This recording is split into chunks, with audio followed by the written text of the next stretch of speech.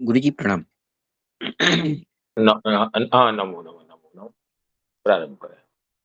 शिखिमुकुटविशेषं नीलपद्माङ्गदेशं विधुमुखकृतकेशं कौस्तुभापीतवेषं मधुररवकलेशं शं भजे भ्रातृशेषं व्रजजनवनितेशं माधवं राधिकेशम्।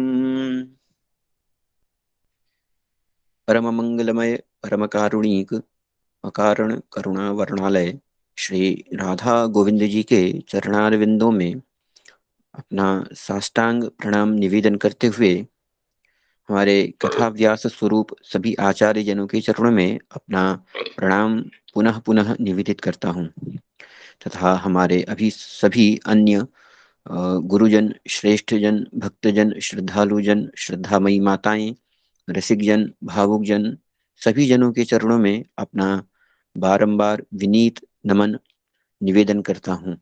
हम सभी का परम मंगलमय सौभाग्य है कि हम सभी भगवत कृपा से आचार्य जनों की कृपा से इस मानव जन्म को सफल करने हेतु भागवत कथा के इस सत्र में उपस्थित हैं।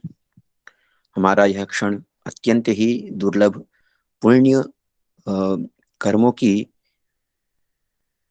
पुण्य कर्मों की कारण से हम लोग को यह क्षण प्राप्त हुआ है और इस क्षण को देने के लिए हम जो है सभी अपने आचार्य जनों के कृतज्ञ हैं। जैसा कि कल हम गुरुजी के श्रीमुख से श्रवण कर रहे थे कि जो कौरवेंद्र जो स्त्रियां हैं वे सभी भगवान श्री कृष्ण के द्वारिका गमन के समय अपने मन के भावों को अनेक श्लोकों में यहाँ पर वे प्रस्तुत कर रही हैं। उन्हीं में से कुछ पद्यों का हमने गुरुजी के श्रीमुख से विविध व्याख्याओं के सहित श्रवण किया था। सवा अयं यत्पदमत्र सूरयो जितेन्द्रिया निर्जितमातरिश्वनः पश्यन्ति भक्त्युत्कलितामलात्मना नन्वेष सत्वं परिमार्ष्टुमर्हति। भगवान श्री कृष्ण साक्षात परब्रह्म हैं और उनका साक्षात जो है वे जितेंद्रिय योगी महापुरुष जिन्होंने अपने प्राणों को वश में कर लिया है वे भी भक्ति से जब उनका हृदय प्रफुल्लित हो जाता है प्रफुल्लित निर्मल हो जाता है तभी वे भगवान श्री कृष्ण का साक्षात्कार कर पाते हैं। वास्तव में जब तक भगवान श्री कृष्ण की भक्ति न हो तब तक वे भी उनका साक्षात करने में असमर्थ ही हैं। और यह जो अंतःकरण की पूर्ण शुद्धि अगर किसी के द्वारा हो सकती है तो वह भगवान श्री कृष्ण के मुरली मनोहर नंदन की भक्ति से ही हो सकती है। योग आदि के द्वारा यदि कोई प्रयास भी करना चाहे तो वह पूर्ण रूप से शुद्धता को प्राप्त नहीं हो सकती। सवा अयं सख्यनुगीत सत्कथो वेदेषु गुह्येषु च गुह्यवादिभिः य एक ईशो जगदात्मलीलया सृजत्यवत्यत्ति न तत्र सज्जते। वे स्त्रियां परम भक्तिमयी स्त्रियां कह रही हैं वास्तव में ये जो श्री कृष्ण जिनका कि हम साक्षात कर पा रहे हैं ये वास्तव में वही हैं जिनकी मधुर मधुर सुंदर सुंदर लीलाओं का गायन वेद आदि अनेक गोपनीय जो शास्त्र हैं उनमें अनेक व्यास प्रभृति जितने भी आचार्य हैं ऐसे रहस्यवादी आचार्य हैं उनके द्वारा किया गया है। ये एक अद्वितीय ईश्वर हैं और इन ये अपनी लीला से ही इस जगत की सृष्टि करते हैं पालन करते हैं तथा संहार भी करते हैं परंतु इतना करने पर भी वे इनमें आसक्त नहीं होते। इन दो श्लोकों का श्रवण कल हमने गुरुजी के श्रीमुख से श्रवण किया था और इसमें श्री श्रीधर स्वामी जी की व्याख्या करते हुए गुरुजी ने हमें बताया था कि वे स्त्रियां और भक्तिमयी स्त्रियां कह रही हैं कि वास्तव में इनका जो यह दर्शन है वह अत्यंत ही दुर्लभ है। हम साक्षात्कार जो हमको हो रहा है, यह यह वास्तव में इतना सरल नहीं है, यह इतना सुलभ नहीं है, किंतु इनकी कृपा से ही हम इनका यह दुर्लभ दर्शन करने में सक्षम हो पा रही हैं। इनके स्वरूप को तो वास्तव में वे सूरी लोग ही जान पाते हैं, जो जिन्होंने अपने प्राणों को जीत लिया है। निर्जित मातरिश्वनः, ये निर्जित मातरिश्वनः में गुरुजी ने हमें बताया था कि यहाँ पर मुझे निर्जित मातरिश्वानः इस प्रकार से होना चाहिए था, किंतु यहाँ पर में ह्रस्व का जो दर्शन हो रहा है वह आर्ष प्रयोग मान करके किया गया है। आगे गुरुजी ने हमें बताया था कि वे जो सूरी लोग जो इनके स्वरूप का दर्शन कर पाते हैं, इनके पदों का दर्शन कर पाते हैं, वे भी किस प्रकार से भक्त्या उत्कलितः उत्कंठितः अमलः यह आत्मा बुद्धि ही, अर्थात भक्ति से उत्कलित उत्कंठित विमल बुद्धि के माध्यम से ही वे इन भगवान श्री कृष्ण के चरणों का दर्शन कर पाते हैं। और इसमें प्रमाण देते हुए श्रीधर स्वामी जी ने बताया था, दृश्यते तुज्ञया बुद्धिया, इस प्रकार से उपनिषद के वाक्य को वहां पर में उपस्थित किया था।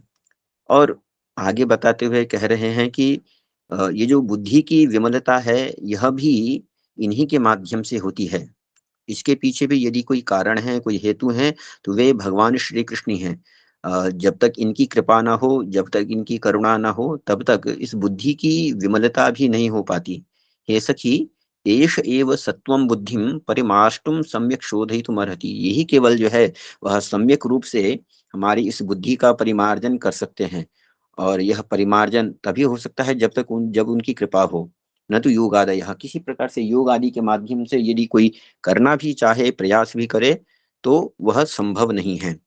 और इनका आज यह गमन हो रहा है, हमसे आज ये दूर हो रहे हैं, जो कि कदापि हमारे लिए भी असह्य ही है।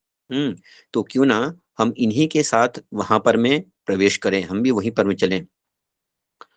और वेदों में या रहस्य आदि आगमों में रहस्य के निरूपक जितनी भी सत्कथाएं हैं जो कही गई हैं, उनके माध्यम से यदि किसी का वर्णन किया गया है, तो ये वही भगवान श्री कृष्ण हैं, जो व्यास प्रभृति आदि आचार्यों ने जिनका की वर्णन किया है।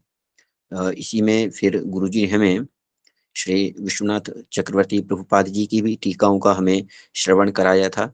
समय हो रहा है, मैं गुरुजी से पुनः पुनः निवेदन करना चाहूंगा कि वे अपनी अम, रसमयी वाणी से हम सभी को कृतार्थ करते हुए अ, आगे के जो श्लोक हैं उन श्लोकों का विस्तृत व्याख्या के साथ में हमें श्रवण कराएं, ऐसा निवेदन है पुनः पुनः आचार्य जी के चरणों में, गुरु जी के चरणों में।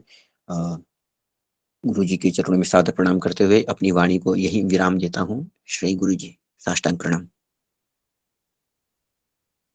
वन्देऽहं श्रीगुरु श्रीयुतपदकमलं श्रीगुरून् वैष्णवांश्च श्रीरूपं साग्रजातं सहगण रघुनाथान्वितं तं सजीवम् साद्वैतं सावधूतं परिजनसहितं कृष्णचैतन्यदेवम् श्रीराधाकृष्णपादान् सहगणललिता श्रीविशाखान्वितांश्च उद्यन्नीरदनीलसुन्दरतनुं पूर्णेन्दुबिम्बाननौ राजीवोत्पलनेत्रपत्रयुगलं कारुण्यवारां भक्तानां सकलार्तिनाशनकरं चिन्तार्थिचिन्तामणिं वन्दे श्रीपुरुषोत्तमं प्रतिदिनं नीलाद्रिचूडामणिम्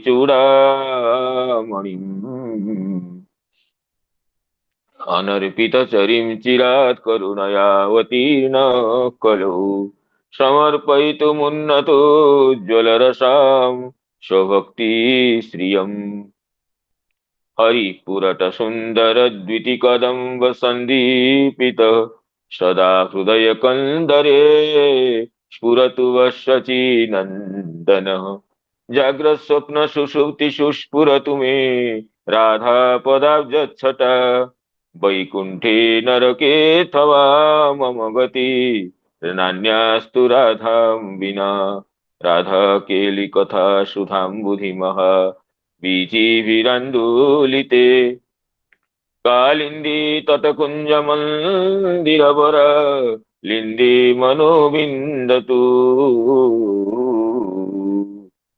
रामं लक्ष्मणपूर्वजं रघुवरं सीतापतिं सुन्दरं काकुत्स्थं करुणार्णवं गुणनिधिं विप्रप्रियं धार्मिकम् राजेन्द्रं सत्यसन्धं दशरथतनयं श्यामलं शान्तमूर्तिं वन्दे लोकाभिरामं रघुकुलतिलकं राघवं रावणारिं दक्षिणे लक्ष्मणो यस्य वामे च जनकात्मजा पुरतो मारुतिर्यस्य तं वन्दे रघुनन्दनम् यत्र यत्र रघुनाथ कीर्तनं तत्र तत्र कृतमस्तकाञ्जलिं बाष्पवारि परिपूर्णलोचनं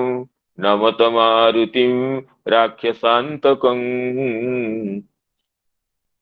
गोवर्धनो जयति शैलकुलाधिराजो यो गोपिकाभिरुदितो हरिदासवर्यः कृष्णेन शक्रमखभङ्गकृतार्चितो यः सप्ताहमस्य करपद्मतलेऽप्यवात्सीत् जयति तरणिपुत्री धर्मराजस्य साया कलयति मथुराया सख्यमतीति गङ्गाम् मुरहरदयिता तत्पादपद्मप्रसूतं वहति च मकरन्दं नीलपूरच्छलेन वृन्दावनावनिपते जय सोम सोम मौलेश नन्दन सनातन नारदेड्य गोपीश्वर व्रजविलासि युगाङ्घ्रि पद्मे प्रीतिं प्रयच्छ नितरां निरुपाधिकां मे प्रीतिं प्रयच्छ नितरां निरुपाधिकां मे निगमकल्पतरोर्गलितं फलं शुकमुखादमृतद्रवसंयुतं पिबत भागवतं रसमालयं मुहुरभो रसिका भुवि भावुका यं प्रव्रजन्तमनुपेतमपेतकृत्यं द्वैपायनो विरहकातराजुहाव पुत्रेति तन्मयतया तरवोऽभिनेदुस्तं सर्वभूतहृदयं मुनिमानतोऽस्मि नारायणं नमस्कृत्य नरं चैव नरोत्तमं देवीं सरस्वतीं व्यासं ततो जयमुदीरयेत् अहो देवर्षिर्धन्योऽयं यत्कीर्तिं शार्ङ्गधन्वनः गायन्माद्यन्निदं तन्त्र्या रमयत्यातुरं जगत् वृन्दायै तुलसीदेवी प्रियायै केशवस्य च कृष्णभक्तिप्रदे देवी सत्यवती नमो नमः मूकं करोति वाचालं पङ्गुं लङ्घयते गिरिं यत्कृपातमहं वन्दे परमानन्दमाधवम्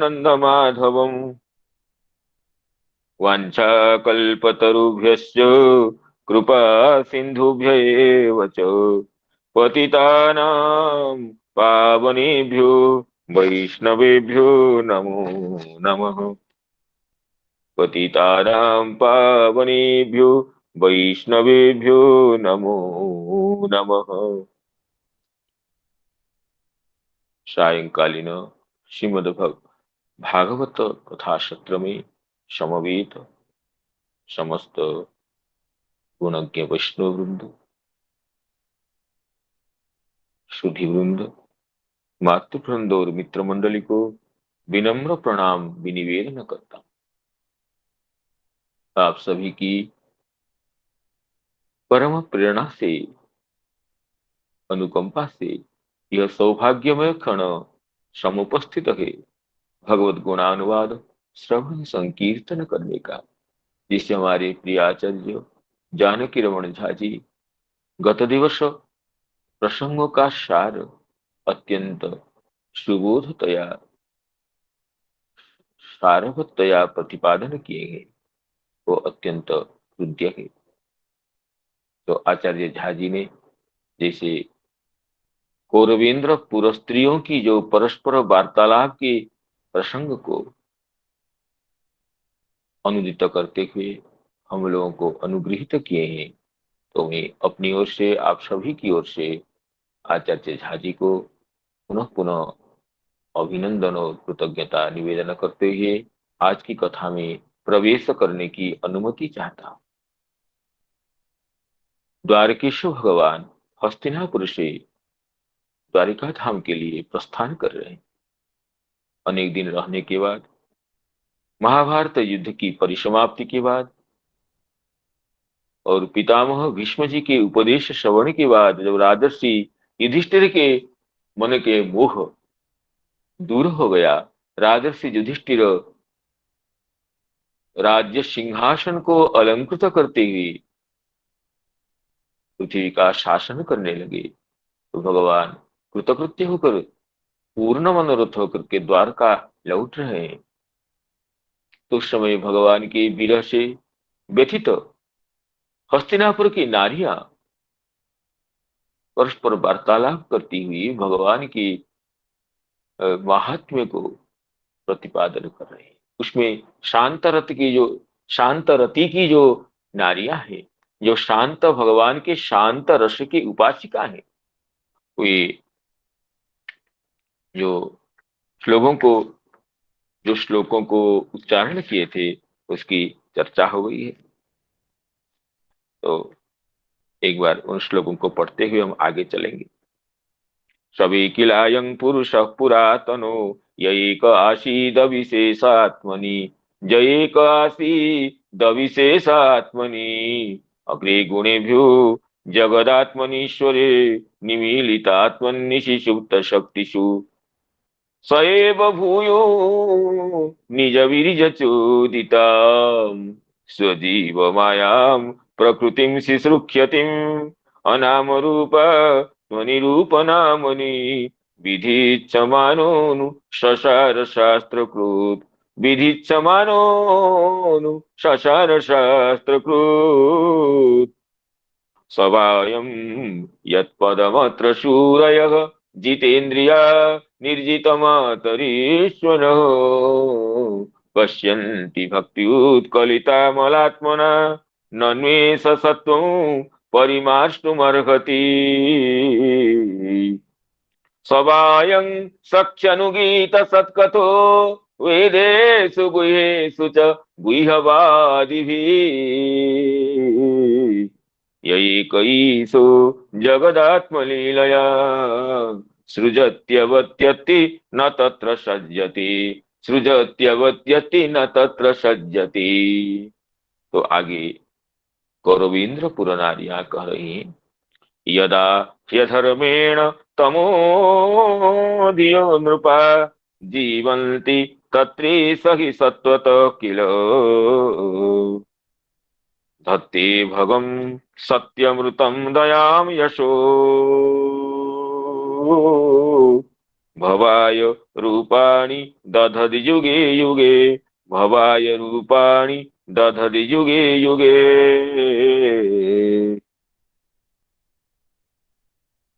तो इसमें भगवान के अवतार के समय को, भगवान के अवतार लीला के हेतु को, भगवान किस समय अवतार लेते हैं, इसके पीछे विषय को ये हस्तिनापुर की नारियां, भक्तिमती नारियां प्रतिपादन कर रही है। यदा ह्यधर्मेण तमोधियो नृपा जीवंती तत्रेश ही सत्वतः किल, जब अधर्म से जिनकी बुद्धि में तमोगुण ही परिनिष्ठित हो गई। तमोधिय, तमोगुण विशिष्ट, तमोगुण से जिनकी बुद्धि परिव्याप्त है, तामसी बुद्धि विशिष्ट राजा लोग जब अधर्मेण जीवंती, अधर्म से जीवन ही धारण करते हैं, तब पेट पालते हैं, पेट पोसते हैं, तब ये भगवान, तब भगवान सत्व गुण को स्वीकार करके, विशुद्ध सत्व गुण को अवलंबन करके क्या करते हैं ना, अवतार लेते हैं। कैसे ना, ऐश्वर्य, सत्य, ऋत, दया और जश को प्रकट करके जगत के कल्याण करते हैं। तो यदा ह्यधर्मेण तमोधियो नृपा जीवंती तत्रेश ही सत्वतः किल धत्ते भगम सत्यमृतम दयाम यशो भवाय रूपाणि दधत युगे युगे। इसमें श्रीधर स्वयंपाद कह रहे हैं, एवं भूतस्य नानावतारे कारणम आहु, इसे परम प्रिय सर्वोत्कृष्ट तत्व स्वरूप जो भगवान है, उनके विविध अवतार ग्रहण करने के कारण को बता रहे हैं। जदा ही तमो व्याप्त्या धीर येषाम ते नृपा, तमोधिय, तमो व्याप्ता धी येषाम ते, तमोगुण से व्याप्त हुई है, तमोगुण से परिपूर्ण हो गई है, तमोगुण से कर्तव्य कर्तव्य विचार करने की क्षमता जिनकी बुद्धि में नहीं है, तमोगुण के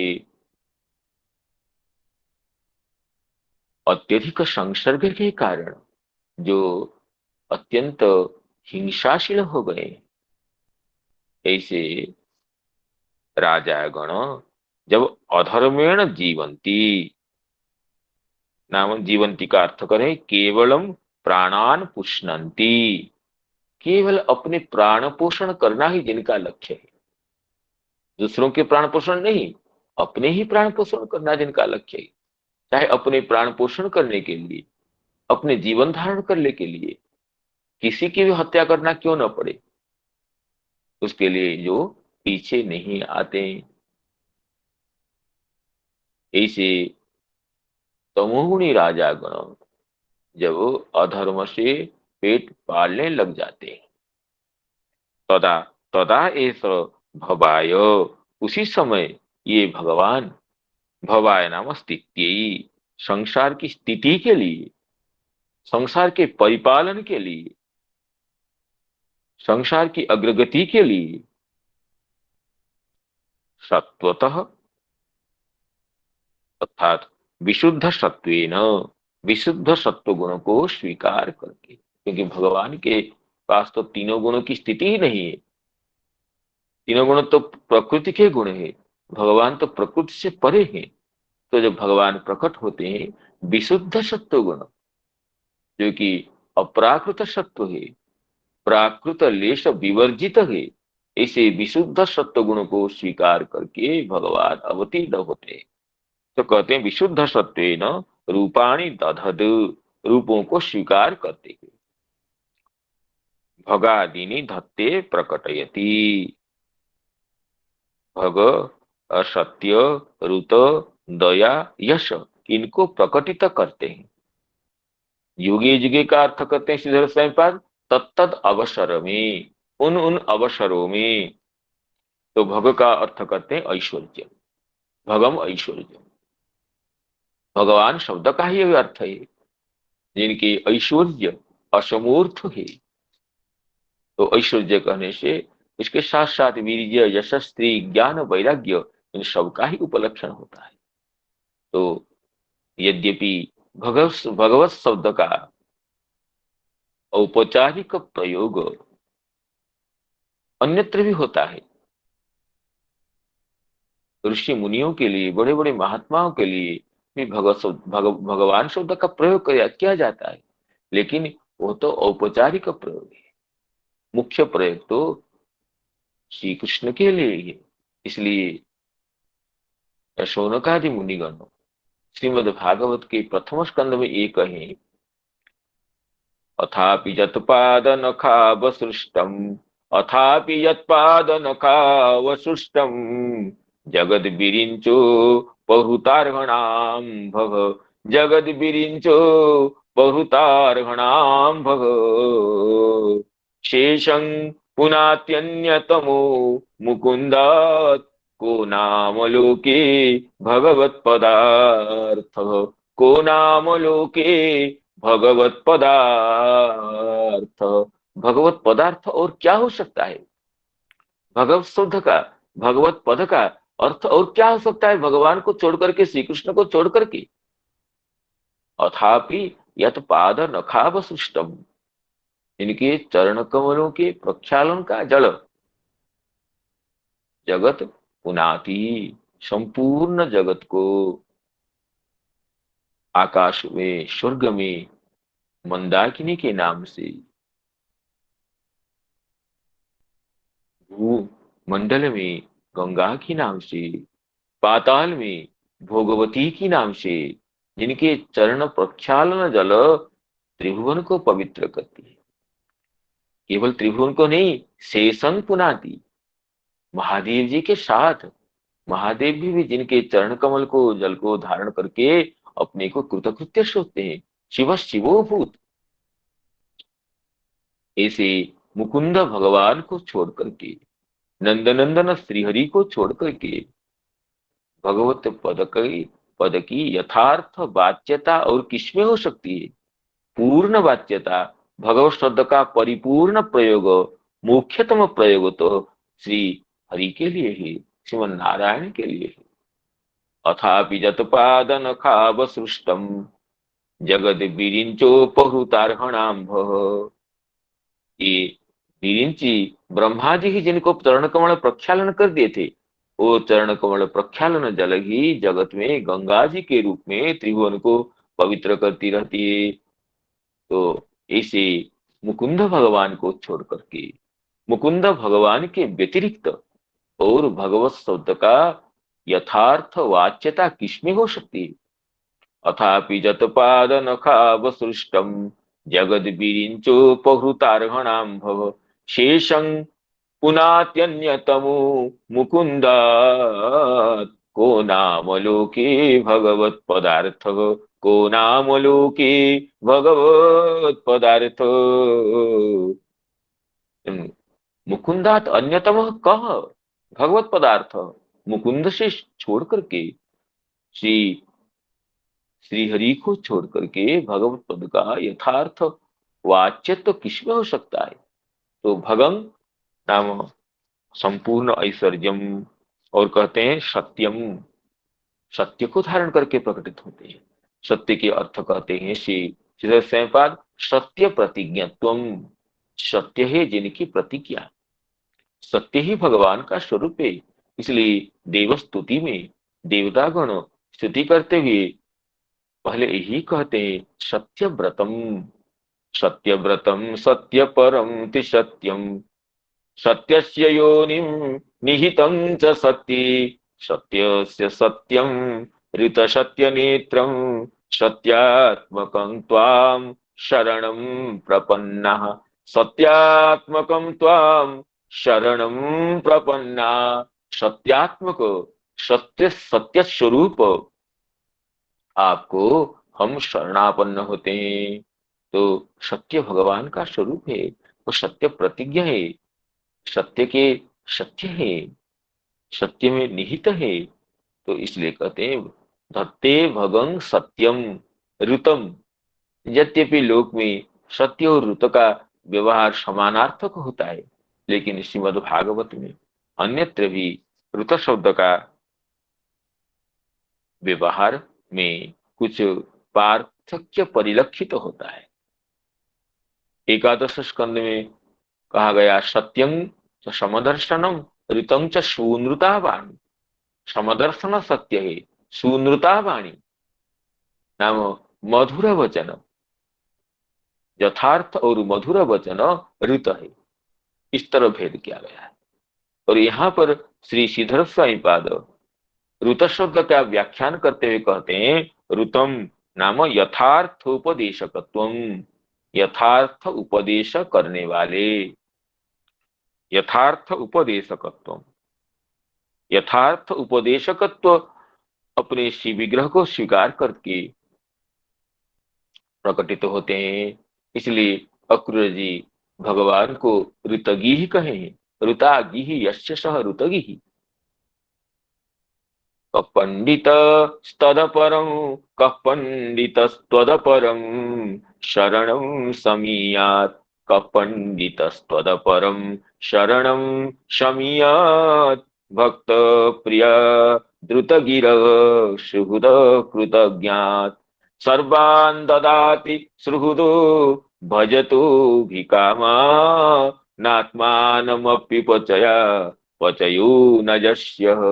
जब अक्रूर जी के घर में भगवान पधारते हैं कंस वध के बाद, तो अक्रूर जी स्तुति करते हुए कहते हैं, कः पंडित तदपरं शरणं समीयात्।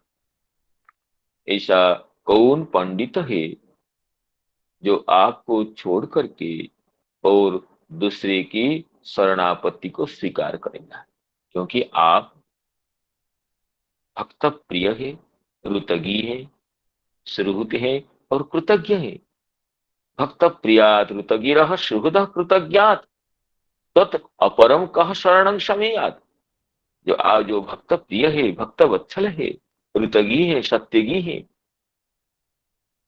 सबके सुहृद है और कृतज्ञ है, और सर्वान ददाति सुहृतो भजतो भी कामान। भजन करने वाले अपने भक्तों को सब कुछ दे देते हैं। ऐसे कि जो मुक्ति तक निराकांक्ष है उनको तो आप अपने आप को दे देते हैं, और अपने आप को वितरण करने पर भी आपके स्वरूप में कोई कमी नहीं होती है, क्योंकि आप तो परिपूर्ण स्वरूप है। नात्मानम विपचया पचयो न जस्य। अपने आप को भक्तों को अर्पण करने पर भी आपके स्वरूप में उपचय या अपचय कुछ नहीं होता है। तो इसमें अक्रूर जी भगवान के जो विशेषण दिए हैं, जिन विलक्षण गुणों की वर्णना की है अक्रूर जी ने, उनमें ऋतगी आया है। ऋतगिरः तत् अपरम कह पंडितः शरणं समीयात्। ऋतगी ही आपको छोड़ करके, जो ऋतगी है ऐसे परम पुरुष आपको छोड़ करके और पंडित जन किसकी शरणापन्न हो सकते हैं। तो उसी को यहाँ पर हस्तिनापुर नारी यहाँ करे ये, धत्ते सत्यम, धत्ते भगम सत्यम ऋतम और दयाम। तो ऋत का अर्थ तो सीधे संपाद किए यहाँ पर यथार्थ उपदेशकत्व, जो भक्तों को यथार्थ उपदेश देते हैं। ऐसे शरीर को, ऐसे श्री विग्रह को जो प्रकट किए हैं। और दयाम, भक्त कृपाम, भक्तों के लिए कारुण्य तो भगवान का ये अविचिंत्य स्वरूप है। जब कपिल जी भगवान का ध्यान बताते हैं तो कहते हैं, अपित्य दर्शनं शश्वत सर्वलोक नमस्कृतम शांतम वयसी कैशोरे भृत्यानुग्रह कातरम। भृत्यानुग्रह कातरम, भृत्यों को नाम भक्तों को अनुग्रह करने के लिए जो कातर है, नाम तत्पर है, उत्कंठित है, भक्तों को अनुग्रह भारी वर्षण करने के लिए जो श्याम मेघ निरंतर उत्कंठित रहते हैं। तो दयाम नाम भक्त वात्सल्यम, भक्त कृपाम, शिव स्वयं कहते हैं भक्त कृपाम। और यशः, यशः कहते हैं अद्भुत कर्मत्व। भगवान का कर्म तो अद्भुत है। कोई तो भगवान के कर्मों के पार नहीं पा सकता है। कर्माणि कर्म कफणानि यदुत्तमस्य श्रेयादमुष्य पदयो रनुवृत्ति मिच्छन। यदुत्तम, भगवान के कर्म कैसे है? कर्म कषणानि, कर्मों को विनाश, कर्मों को, कर्म जनित बंधन को विनाश करने वाले हैं, जिनकी अद्भुत कर्म, अद्भुत लीला, अविचिंत लीला। तो ये कह रहे हैं कि यशः नाम अद्भुत कर्मत्वम। तो इन सब गुणों को स्वीकार करके युगे युगे रूपाणी दधत, जुगे जुग प्रत्येक युग में अपने रूपों को स्वरूपों को दधत नाम प्रकटयति प्रकटयति प्रकाशित करते हैं। तत्त अवसर में अपने श्री विग्रह को प्रपंच के लोकलोचन गोचरीभूत करते हैं, यही भगवान। अर्थात जब तमोगुणी राजा लोग अधर्म से ही जीवन धारण करना चाहते हैं, उस समय भगवान विशुद्ध सत्य मूर्ति को प्रकाश करते हैं और ऐश्वर्य, सत्य, ऋत, दया, यश, इन तत्वों समवेत अपने अविचिंत्य सच्चिदानंद घन स्वरूप को जगत में प्रकाशित करते हैं। यदा ह्यधर्मेण तमोधियो नृपा जीवन्ति तत्रेष हि सत्वतः किल धत्ते भगं सत्यमृतं दयां यशो धत्ते भगं सत्यमृतं दयां यशो भवाय रूपाणि दधति युगे युगे भवाय रूपाणि दधति युगे युगे। अब श्री विश्वनाथ चक्रवर्ती पाद सारार्थ दर्शनी टीका में इस श्लोक का जो अर्थ करें उसका अवलोकन करते हैं। श्री चक्रवर्ती पाद कह रहे हैं, साक्षात अवतारस्य कालदेश पात्रेषु जिज्ञास्येषु प्रथमम कालम आहु। भगवान के साक्षात अवतार के काल, देश और पात्र की जिज्ञासा होने पर भगवान किस काल में प्रकटित होते हैं, किस देश में प्रकटित होते हैं और भगवान के कौन नित्य सहचर हैं जो कि भगवान के अवतार के साथ भगवान के साथ ही प्रकटित होते हैं। तो काल, देश, पात्रों की जिज्ञासा होने पर हस्तिनापुर नारियां पहले काल को, इस श्लोक में काल को प्रकाशित करते हैं। साक्षात अवतारस्य कालदेश पात्रेषु जिज्ञास्येषु प्रथमं कालमाहु जदा इति यदा ह्यधर्मेण तमोधियो नृपः। नृपः का अर्थ करते हैं चक्रवर्ती पाद कंसादय, कंस, जरासंध, शिशुपाल, दंतवक्त्र, शाल्व प्रभृति जो राजा गण जब तमोधिय जीवंती सत्वतः सत्वेन उत्तम उत्तमत्वेन विशिष्टं भगादिकं धत्ते। सत्य सत्वतः भगं सत्यम ऋतम दयाम यशः धत्ते। तो सत्वतः कहते हैं चक्रवृत्त सत्वेन नाम उत्तमत्वेन, सतः भावः सत्वम अर्थात सर्वोत्तम भग, सर्वोत्तम सत्य, सर्वोत्तम ऋत, सर्वोत्तम दया, सर्वोत्तम यश, जिनके कोई समकक्ष न हो, ऐसे भग, सत्य, ऋत, दया, यश, सर्वोत्तमतया इनको स्वीकार करके भगवान प्रकटित होते हैं। तो सत्वेन उत्तमत्वेन विशिष्टं भगादिकम धत्ते इति अन्वय। भगम षडैश्वर्यम, ऐश्वर्य, वीर्य, यशस्वी, ज्ञान, वैराग्य, इन षड्विध ऐश्वर्यों को भग शब्द के द्वारा परिभाषित किया गया है। ऋतम सुनृत वाक्यम, ऋत, ऋत का अर्थ है ऋतं च सुनृता वाणी नाम मधुर वचन, सुष्टु नृत्यंती येन तत्सुनृतम। इस वाणी को श्रवण करके अंतरात्मा में नर्तन, अंतरात्मा नर्तित हो जाए, अंतरात्मा आनंद से नृत्य करने लग जाती है, इसी वाणी सुनृत है।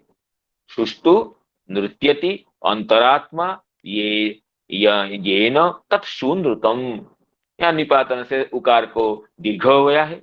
सुनृतम नाम जिस जो वाणी, जो वचन श्रवण मात्र से अंतरात्मा को परिवर्तित कर देती है, अंतरात्मा आनंद से नाचने लग जाती है, ऐसी वाणी को सुनृता वाणी कहते हैं, वही ऋत है।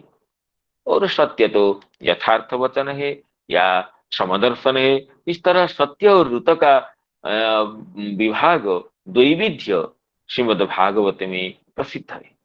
चक्रवर्ती पाद कहे ऋतम नाम शून ऋत वाक्यम रूपाणी, रूपाणी दधत युगे युगे। तो रूपाणी शब्द का अर्थ कहते हैं ब्रज मथुरा द्वारकोचितानि सौंदर्यानि। रूप का अर्थ तो सौंदर्य है, और नंदनंदन भगवान श्री कृष्ण के ब्रज के सौंदर्य, ब्रज के ये गैरिक भू, भूषण, मयूरपिच्छ, वेणु वेणुबदन, ये ब्रज के सौंदर्य है। और मथुरा के सौंदर्य, ऐश्वर्य मिश्रित माधुर्य, और द्वारिका में परिपूर्ण ऐश्वर्य। तो इस तरह ब्रजोचित सौंदर्य, मथुरा धामोचित सौंदर्य और द्वारकोचित सौंदर्य, यद्यपि एक स्वरूप होने पर भी समस्त सौंदर्यों में, समस्त श्री विग्रहों में, श्री विग्रहों की वेश रचना में वैलक्षण्य होने से यहाँ रूपाणी ये बहुवचन है। इन रूपाणी बहुवचन को, बहुवचन के याथार्थ को प्रतिपादन करते हुए कहते हैं कि ब्रज मथुरा द्वारकोचितानि सौंदर्याणि भवाय भूत्यै, नाम भूति के लिए, नाम अभिवृद्धि के लिए, कल्याण के लिए, जगत की अभिवृद्धि के लिए, जगत के कल्याण के लिए, जगत की प्रतिष्ठा के लिए भगवान रूपों को स्वीकार करते हैं। युगे युगे, युगे युगे का अर्थ कहते हैं कल्पे कल्पे, क्योंकि साक्षात भगवान का अवतार हर युग में नहीं होता है। ब्रह्मा जी के एक दिन में, अर्थात एक सहस्त्र चतुर्युग में साक्षात भगवान एक बार प्रकटित होकर के लीला करते हैं, जो कि हम लोगों के सौभाग्य से गत द्वापर में ही जो अवसर था। ब्रह्मा जी के जो एक दिवस चतुर्दश मनवंतर परिमित होता है, उन चतुर्दश मनवंतरों में एक सहस्र चतुर्युग व्यतीत होता है, और एक सहस्र चतुर्युग में भगवान श्री कृष्ण एक बार अवतार लेते हैं। तो जुगे जुगे का अर्थ कहते हैं चक्रवर्ती पाद, युगे युगे नाम कल्पे कल्पे। युग शब्द कल्प का उपलक्षण है, कल्प के लिए युग कहा गया है। तो युगे युगे नाम कल्पे कल्पे। यद्यपि भगवान के अंशावतार, लीलावतार, मनवंतरावतार, आवेश अवतार इत्यादि अनेक अवतार होते हैं, हर युग में भी युगावतार होते हैं, लेकिन स्वयं भगवान श्री कृष्ण, नंदनंदन श्री कृष्ण तो हर कल्प में एक बार ही अवतार लेते हैं। इसलिए यहाँ करें युगे युगे कल्पे कल्पे वैवस्वत अष्टाविंश चतुर्युगीय द्वापरे द्वापरे बा। अर्थात युग का अर्थ है कल्प भी कह सकते हैं, या द्वापरे द्वापरे, वैवस्वत मनवंतर के अष्टाविंश द्वापर में, चतुर्दश मनवंतरों में जो सप्तम मनवंतर जो अभी प्रचलित है, इस मनवंतर के अष्टाविंश द्वापर में, 28वां द्वापर युग में भगवान श्री कृष्ण के रूप में मथुरा में अवतार लेते हैं, नंदनंदन रूप में अवतार लेते हैं।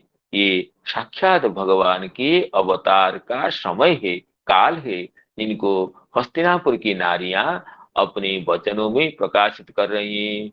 यदा ह्यधर्मेण तमोधियो नृपा जीवन्ति तत्रेष हि सत्वतः किल धत्ते भगं सत्यमृतं दयां यशो धत्ते भगं सत्यमृतं दयां यशो भवाय रूपाणि दधति युगे युगे भवाय रूपाणि दधति युगे युगे। तो आगे पुनः कह रही हैं गौरवेंद्र पुरनारियां, अहो अलम श्लाघ्यतमं यतो कुलम, अहो अलम श्लाघ्यतमं यदो कुल महो अलम पुण्यतमं मधुर्वनं, अहो अलम पुण्यतमं मधुर्वनं यदेश पुंसा मृषभ श्रियःपति, यदेश पुंसा मृषभ श्रियःपति स्वजन्मना चंक्रमणेन चांचति, स्वजन्मना चंक्रमणेन चांचति। तो इसमें कह रहे हैं, अहो अलम श्लाघ्यतमम यदो कुलम, जदु जी के, जजाति के ज्येष्ठ पुत्र जदु जी के यह कुल धन्य है, जिस कुल में भगवान अवतार लिए हैं। अहो, तो इसमें कह रहे हैं कि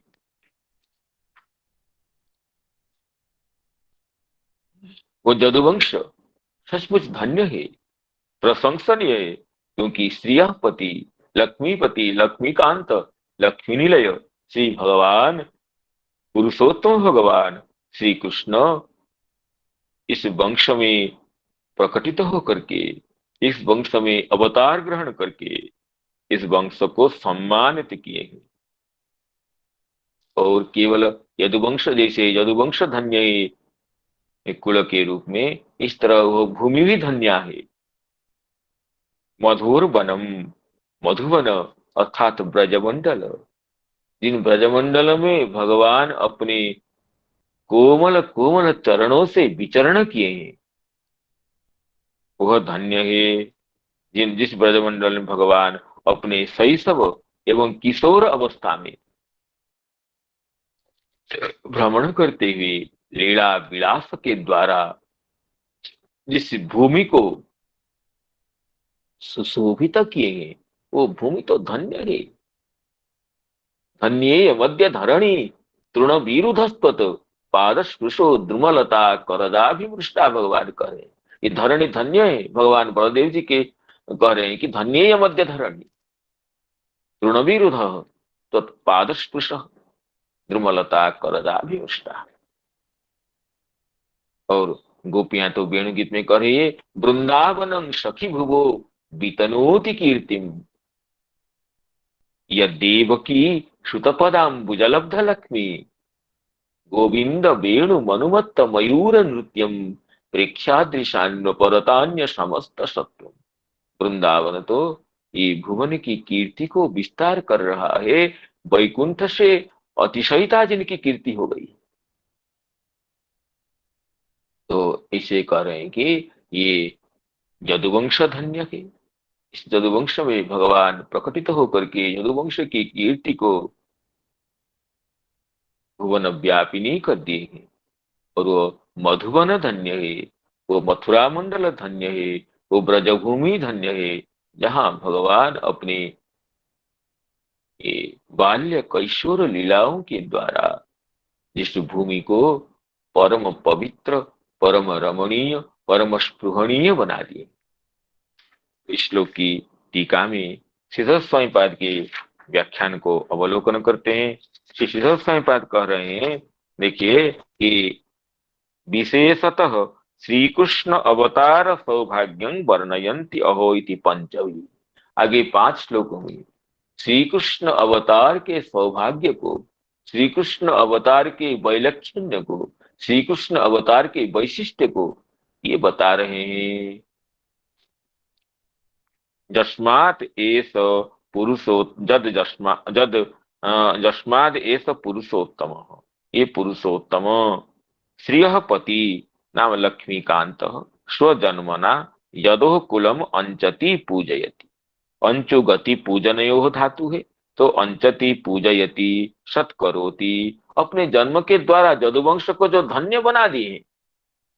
इसलिए तो भगवती कुंती जी भगवान के अवतारों के हेतु की परिगणना करते हुए तो ये भी एक हेतु दिए, केचिदाहु रजंग जातं पुण्य श्लोकस्य कीर्तये यदोह प्रियस्यान्नवाये मलयस्यैव चंदन। इसे चंदन वृक्ष मलय पर्वत में प्रकटित होकर के मलय पर्वत की कीर्ति को त्रिभुवन में व्याप्त कर देती है, वो सर्वत्र प्रसारित कर देती है। मलय पर्वत की शोभा तो चंदन वृक्ष से होती है। इसी तरह केचिदाहु रजंग जातं पुण्य श्लोकस्य कीर्तये यदो प्रियस्य अन्नवाय, पुण्य श्लोक जजाति के ज्येष्ठ पुत्र जदु जी के वंश में अवतार लेकर के जदुवंश की कीर्ति को भुवन व्यापिनी करने के लिए ही भगवान का प्राकट्य है। मलय शिव चंदनम, तो इसलिए जदुवंश तो नमस्य ही प्रशस्य है, यशो मंडित है। अतः हस्तिनापुर नार्या करे अहो अलंग श्लाघ्य तमम यदो कुलम, कोई श्लाघनीय कुल है तो उन सब में श्लाघनीय तम है जदु जी का कुल।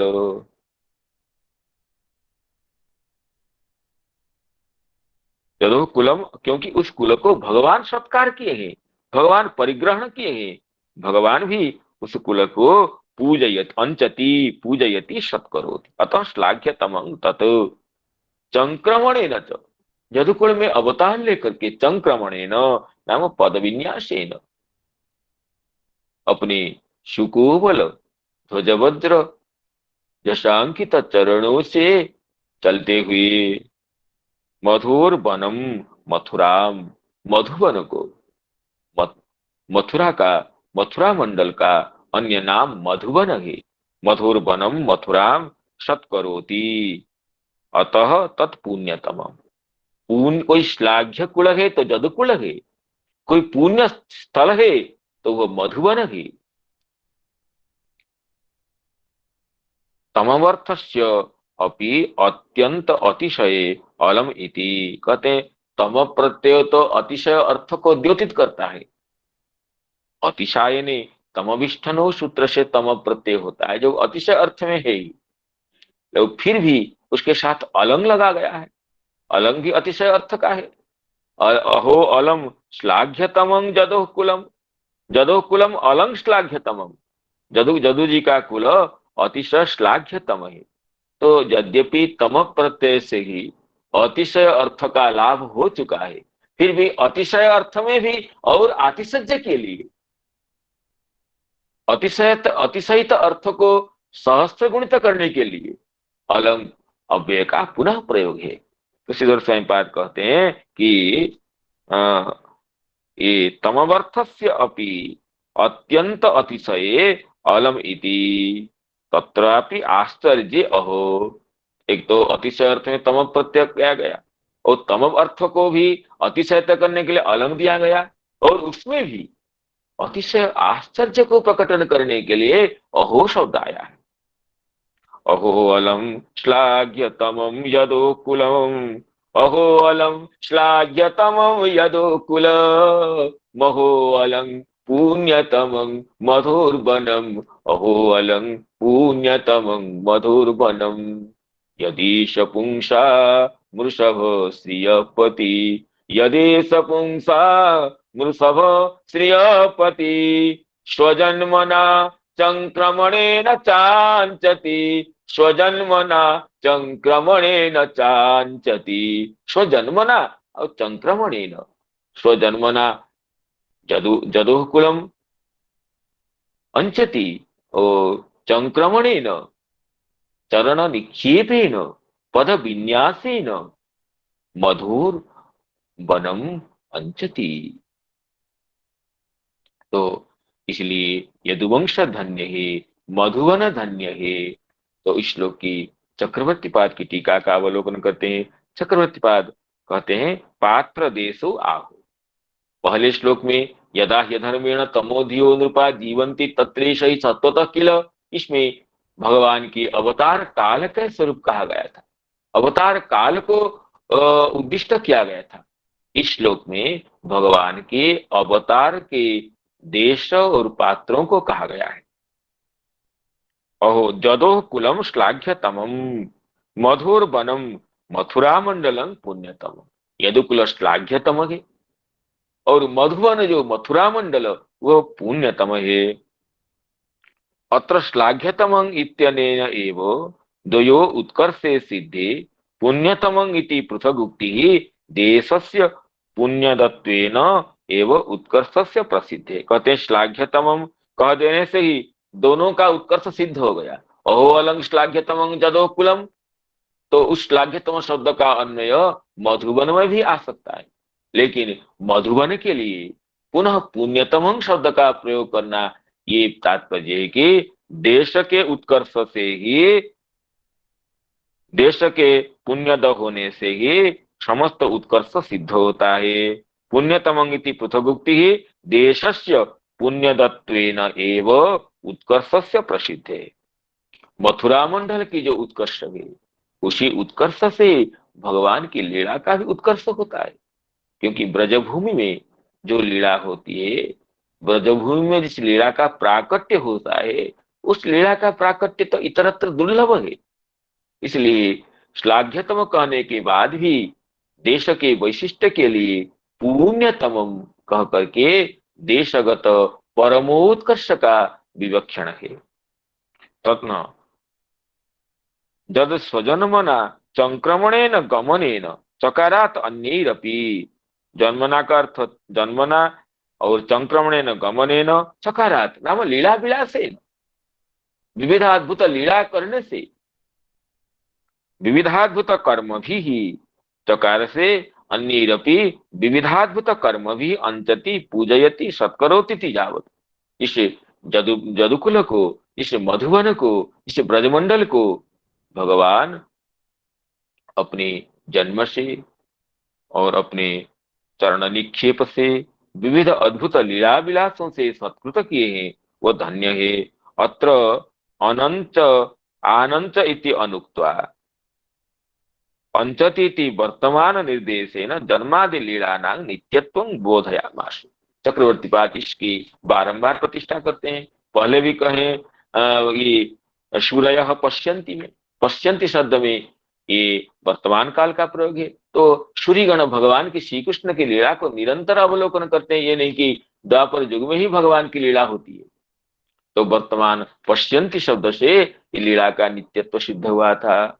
तो यहां भी कह रहे हैं कि अंचति, नहीं तो लीट लकार कहने से आनंत आनंत प्रयोग होना चाहिए था, लेकिन आनंत न कर करके ये आनंत इति अनुक्त्वा अंचति इति वर्तमान निर्देशेन, अंचति जो वर्तमान काल का प्रयोग है, तो ये अंचत या अनंत प्रयोग न करके अंचति जो प्रयोग किए हैं, इससे जन्मादि लीला नाम नित्यत्वं बोधयामासु, जन्मादि लीलाओं की नित्यत्व, अर्थात एक ब्रह्मांड में लीला अब चल रही है, उस लीला का तिरोधान होते ही दूसरे ब्रह्मांड में लीला का प्राकट्य हो जाता है। तो लीला का नित्यत्व को बोध करा रहे हैं। उपक्रमत एव जयेक आसीदिति भूत निर्देशेन, तृतीय श्लोके पश्यन्ति भक्त्या इति वर्तमान निर्देशेन तासाम तथाभिप्रायस्य अवगतत्वात्। कहते उपक्रम शब्द में जयेक आसीत अविशेष आत्मनि, इसमें भूतकालिक प्रयोग आशीत प्रयोग है, जो एकमात्र पुरुष रूप में प्रलय के समय में भी विराजित होते हैं, होते थे, जो रहे हैं, ये तो भूतकाल का प्रयोग है। लेकिन आगे पश्यन्ति भक्त्युत्कलितामलात्मना, इसमें पश्यन्ति इनको देखते रहते हैं, इसमें वर्तमान काल का प्रयोग है। और इस श्लोक में भी, इस श्लोक में भी वर्तमान निर्देश किया गया है। इसलिए भगवान के दिव्य जन्म और दिव्य अवतार लीला का नित्यत्व है। ये नहीं कि भगवान का अवतार अब नहीं है, इस ब्रह्मांड में हमें अवलोकन करने के समय अब समय नहीं है, लेकिन अन्य ब्रह्मांड में अन्यत्र भगवान की वह लीला चल रही है। ननु कथं जन्म कर्मणो नित्यत्वम तेहि क्रिये। इसमें चक्रवर्ती पाद पूर्व पक्ष का उपस्थापन करते हुए कुछ कहना चाहते हैं कि जन्म कर्म नित्य कैसे हो सकते हैं। क्रिया, दोनों तो क्रिया है, तो क्रिया क्या है, प्रतिनिजांसम अपि आरंभ परिसमाप्ति भ्यांगेव सिद्ध्यति। क्रिया तो तब सिद्ध होती है कि ये आरंभ और परिसमाप्ति, एक अंश का आरंभ हो, एक अंश की पूर्वांश की परिसमाप्ति हो, इतर अंश का आरंभ हो, तो क्रिया की क्रियात्व की सिद्धि हो सकती है। अगर नित्य है तो क्रियात्व की सिद्धि कैसी होगी, इस तरह पूर्व पक्ष को उठाए हैं। इस पूर्व पक्ष का समाधान तो हम आप सभी की अनुकंपा से आगामी दिवस में श्रवण करेंगे। तो अभी समय की सीमा को देखते हुए भगवान नामोच्चारण पूर्वक समस्त सुधी श्रोत्र मंडलियों के चरणों में संजात त्रुटि विच्युति प्रमाद आदि दोषों के लिए क्षमा प्रार्थना पूर्वक अपनी वाणी को विराम देना चाहता हूँ। हरे कृष्ण कृष्ण कृष्ण हरे हरे, हरे राम राम राम हरे हरे, हरे दंडवत कृष्ण कृष्ण कृष्ण हरे हरे, हरे राम राम राम हरे हरे, हरे कृष्ण कृष्ण कृष्ण कृष्ण हरे हरे, हरे राम